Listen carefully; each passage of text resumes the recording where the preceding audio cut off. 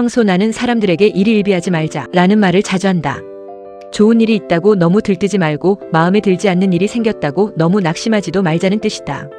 세상은 생각보다 길게 흘러가고 지금의 결과가 마지막 결과인 경우는 거의 없기 때문이다. 그런데 이번 선거를 겪으면서 정작 나는 그 말을 제대로 지키지 못했다. 특히 서울시장과 대구시장 선거, 그리고 부산 북구갑 국회의원 보궐선거 결과를 보며 적잖은 실망을 했다. 6월 3일 이후에는 매일같이 챙겨보던 정치시사 유튜브도 거의 끊다시피 했다. 더 실망스러웠던 것은 선거 결과보다도 그 과정이었다. 정치 평론을 한다는 전문가들의 분석은 대부분 빗나갔고 확신에 찬 예측은 현실과 너무 달랐다. 어느 순간부터는 정말 이 사람들이 전문가가 맞는 걸까 하는 의문과 함께 배신감마저 들었다. 그렇게 한동안 정치와 거리를 두고 지냈다. 그러다 문득 이런 생각이 들었다. 결국 나도 일희일비하고 있었구나. 돌이켜보면 세상은 언제나 예상과는 다른 방향으로 흘러왔다. 청계천 복원 사업이 처음 추진될 때만 해도 나는 반대하는 입장이었다. 복개도로를 걷어내는 과정에서 주변 상인들의 생계 문제와 충분하지 못한 보상, 강제 철거 논란이 있었기 때문이다. 그 당시에는 그 상처가 더 크게 보였다. 하지만 지금의 청계천은 어떠한가? 서울 시민들의 쉼터가 되었고 세계 여러 나라 관광객들이 찾는 서울의 대표적인 명소가 되었다. 당시에는 보이지 않았던 또 다른 가치가 시간이 지나면서 드러난 것이다. 버스카드 역시 비슷했다.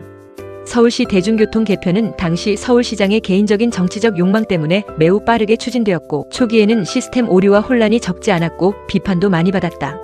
그러나 시간이 흐르면서 대한민국의 교통카드 시스템은 세계적으로도 손꼽히는 수준의 통합 대중교통 시스템으로 자리 잡았다. 그 당시의 불완전함만 보고 평가했다면 지금의 모습은 상상하기 어려웠을 것이다. 윤석열 정부가 출범했을 때도 마찬가지였다. 그때 나는 대한민국이 정말 크게 흔들릴 것 같은 절망감을 느꼈다. 그러나 시간이 흐르면서 상황은 예상과는 또 다른 방향으로 전개되었다. 대통령은 임기를 채우지 못했고 특히 검찰 출신의 대통령이 검찰을 사조직처럼 사용한 정황들이 보여 검찰 조직을 둘러싼 개혁 역시 이전과는 비교할 수 없을 만큼 본격적으로 진행되고 있다. 좋든 싫든 역사는 언제나 움직이고 있었다. 그래서 이번 선거 결과도 조금은 다르게 바라보려고 한다. 지금은 받아들이기 어려운 결과처럼 보여도 시간이 더 흐른 뒤에는 전혀 다른 의미를 갖게 될 수도 있다. 내가 우려하는 정치인들이 스스로 한계를 드러낼 수도 있고 예상하지 못했던 정치적 변화가 새로운 흐름을 만들어낼 수도 있다.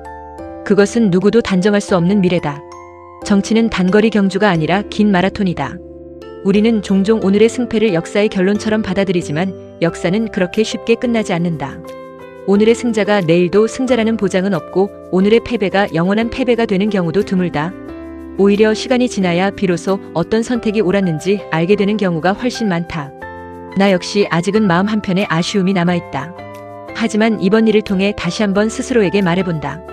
세상을 바꾸는 것은 하루의 뉴스가 아니라 시간이고 역사를 만드는 것은 한 번의 선거가 아니라 그 이후의 과정이다.